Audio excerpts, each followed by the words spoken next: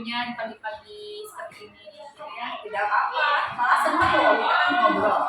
Ya, nah ada beberapa hal yang ingin saya diskusikan dengan Ibu terkait hasil kemarin kegiatan belajar mengajar saya ya. Karena kan kemarin saya sudah mencoba untuk membuat RPP berdiferensiasi seperti yang Ibu sarankan. Nah ya, membuat RPP-nya memang agak sulit gitu ya dibanding dengan RPP yang sebelumnya karena harus tes diagnostik belajar dulu. Nah, tetapi pas pelaksanaannya ternyata jauh lebih susah dibanding dengan yang saya pikirkan. Gitu. Wah, masa gitu ya? Iya, ternyata pengkondisian anak-anak itu lebih sulit gitu ya. Kan kemarin anak-anak itu dibagi kelompok berdasarkan gaya belajar. Ada yang audio visual, juga kinestetik ya. Tapi ternyata pas ketika pengkondisian itu tidak semudah yang saya bayangkan gitu ya. Ada beberapa hal yang menjadi problem gitu bagi saya. Nah, kemarin itu berarti Bu Yani mengalami kendala ya sedikit.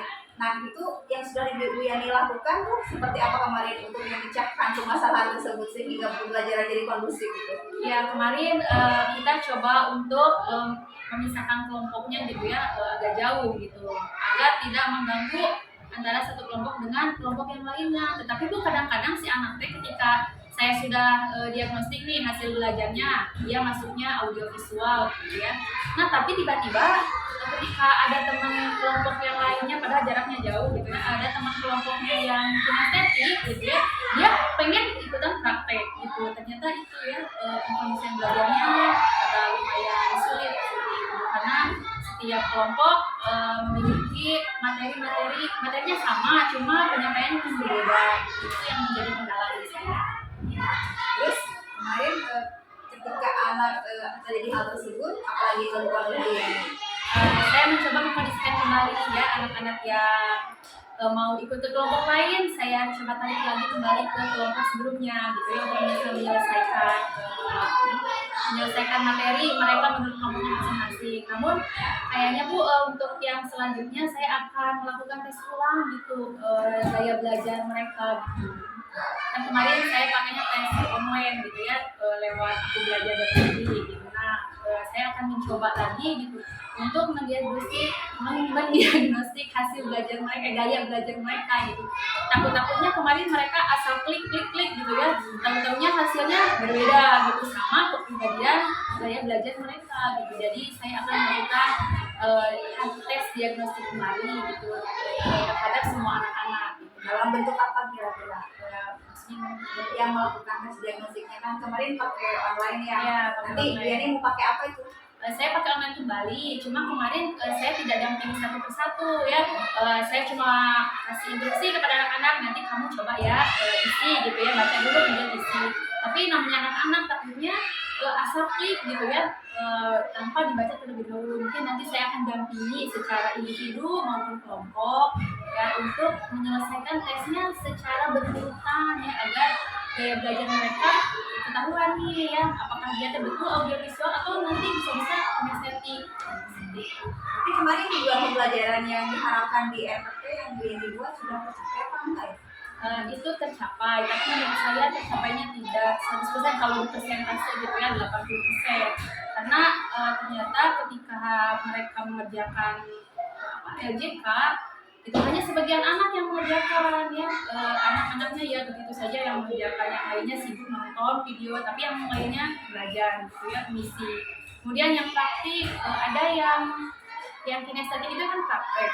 Si praktek itu ada yang melakukan prakteknya dengan benar-benar, ada juga yang misalnya kan ada pewarna kemarin.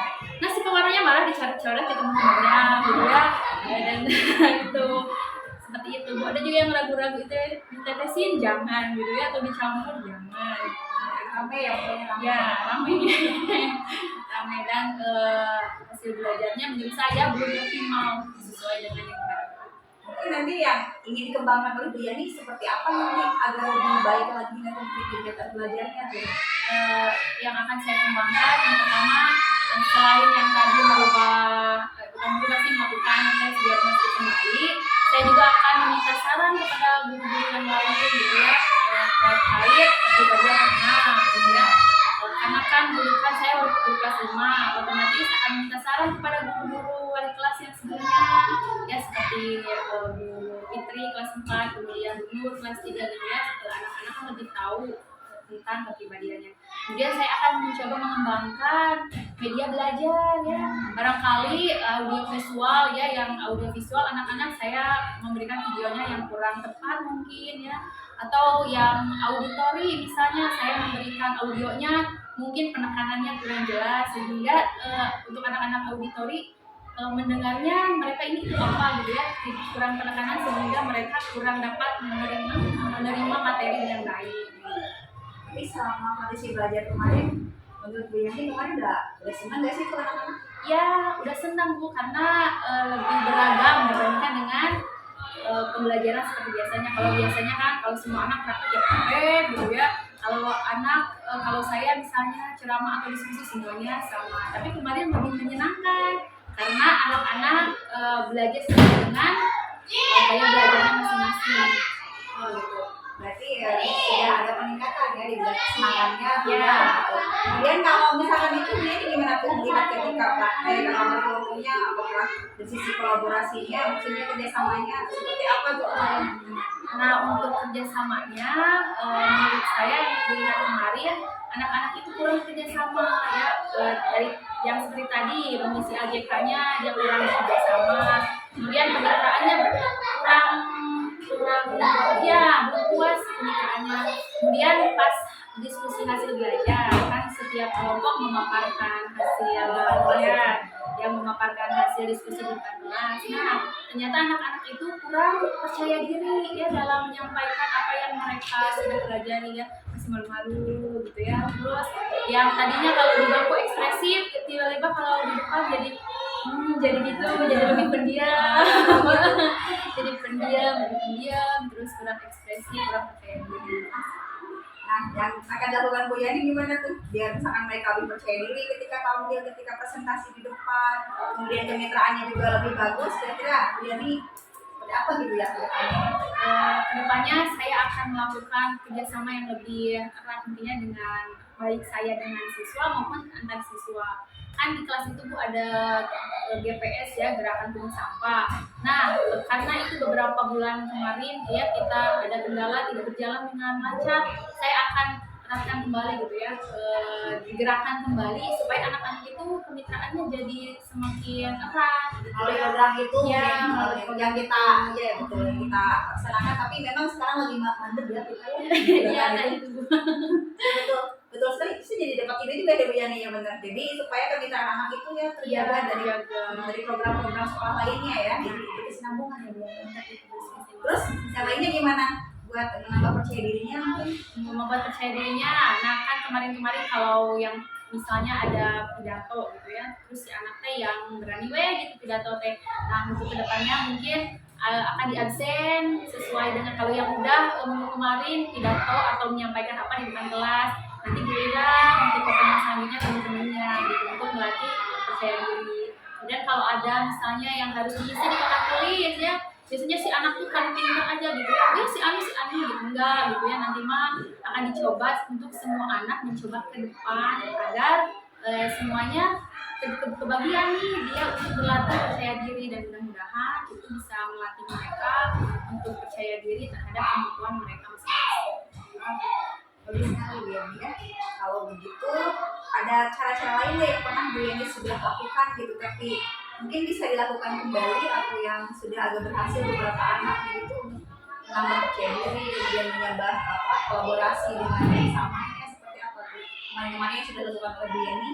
Oh, yang sudah dilakukan oleh saya itu biasanya kan tutor sebaya Bu, di mana anak-anak itu yang sudah bisa dia mengajari teman-temannya, tapi bukan menggurui istilahnya, tapi untuk sharing gitu ya, sharing ilmu yang udah dia dapat. Jadi anak yang udah bisa menambah percaya diri, sedangkan anak yang belum bisa dia menambah pengetahuan. Kan kalau dikasih tahu sama gurunya dia mikirnya oh saya belum bisa, tapi kalau dikasih tahu sama teman-temannya dia lebih oh iya saya bisa ternyata karena bantuan si temennya yang sudah bisa.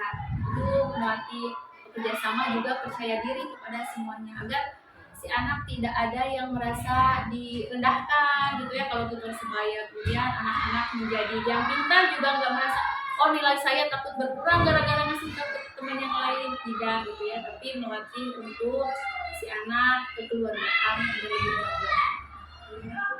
Nah, jadi pihak lain yang membantu Bu Yani gitu, selain misalkan guru kelas sebelumnya, kira-kira yang bisa bantu Bu Yani gitu dalam mengkondisikan siswa, dalam membuat RPP berdiferensiasi lebih baik, mungkin ya cara mendiagnostik lebih baik, misalnya ketika memberikan soal, mungkin ya masukan-masukan seperti itu, kira-kira siapa saja Bu Yani?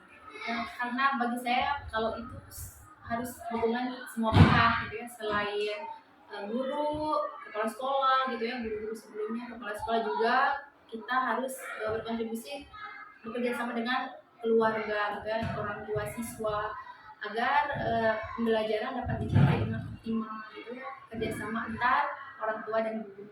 Selama ini gimana tuh kerjasama Bu Yani dengan rekan-rekan yang lain, Dengan guru guru dan kepala sekolah gimana? Kalau kepala sekolah sangat mendukung gitu ya proses pembelajaran, gitu pun guru-guru yang lain kalau saya minta saran, minta bantuan itu selalu dibantu gitu ya. Misal ada Pak Arif, guru kelas 2 gitu ya, guru laki-laki satu-satunya.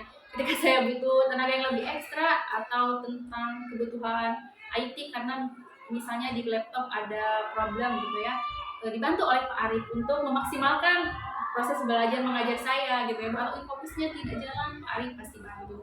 Kemudian segi administrasi gitu ya, kalau saya kesulitan ada ibu ya, ada Bu Pipi, ada Bu Dian gitu yang membantu. Jadi selama ini Ibu sudah merasa nyaman dan keluargaan di sekolah ini sudah Ya, baik begitu. alhamdulillah sudah nyaman sekali Bu. Ini seperti keluarga kedua menurut saya ya. Karena orang-orangnya saling bekerja sama, saling menyayangi gitu ya, tidak hanya sebatas dalam pembelajaran, tapi di luar itu pun gitu ya, saya sudah merasa oh ini keluarga. Kalau saya dapat simpulkan tadi Bu Yani ketika melakukan pembelajaran di kelas sebenarnya sudah berusaha maksimal. Cuma tujuan pembelajarannya tadi sebagian belum tercapai gitu ya, belum 100%. Mungkin ya persentasenya di angka berapa tuh? Kalau di persentase 70 sampai 80% kalau 70. Nanti targetnya berapa berarti? Ya, targetnya 100%. Targetnya masih 100 ya. Tadi masih 70 80. Kemudian dari sisi kolaborasi siswa tadi masih agak kurang, dan kepercayaan dirinya terutama ya. Percaya dirinya masih sangat-sangat kurang. Tapi tadi Bu Yani sudah memberikan solusi, nanti Bu Yani sendiri akan melakukannya ya. Nah, kira-kira mulai kapan tuh akan dilakukan tadi yang solusi-solusi Bu Yani temukan sendiri itu? Nah, kalau untuk solusi Bu, insya Allah akan saya lakukan secepatnya, karena semakin cepat semakin baik gitu ya. Mudah-mudahan kalau lebih cepat, anak-anak juga lebih paham gitu ya. Nanti untuk kedepannya anak-anak bisa belajar dengan sungguh-sungguh, apalagi kelas 5 mau kelas 6 gitu ya. Nanti dia belajarnya bisa sesuai dengan istilahnya bakat minat mereka sendiri gitu ya, agar pembelajaran lebih bermakna ya, sesuai profil pelajar Pancasila. Nah, kalau pernah mencoba RPP berdiferensiasi kan itu berpihak kepada murid. Itu Bu Yani apakah akan melaksanakan terus nih membuat RPP berdiferensiasi gitu, diusahakan begitu? Ya, karena ketika saya bandingkan dengan RPP sebelumnya, ternyata RPP berdiferensiasi itu lebih ngena ke anak gitu ya. Jadi saya akan melakukan RPP berdiferensiasi untuk pembelajaran selanjutnya. Dan kapan lagi tuh? Mulai kapan lagi tuh buat RPP berdiferensiasi? Untuk secepatnya Bu ya, besok lusa akan saya laksanakan gitu ya. Jadi harus ngobrol lagi kita. Iya.